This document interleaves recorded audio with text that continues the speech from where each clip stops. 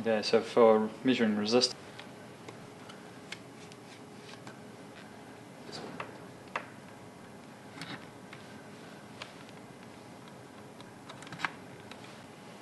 and it's always a good idea to test that you get very close to 0 ohms before you do anything else.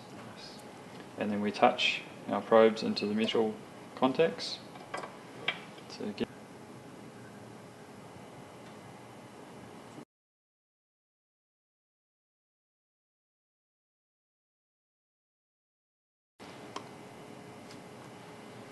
a sine wave beside it, and then take our 2 probes and touch them into the metal contacts that we're measuring. Circuit for doing a measurement of current, starting off with our power supply.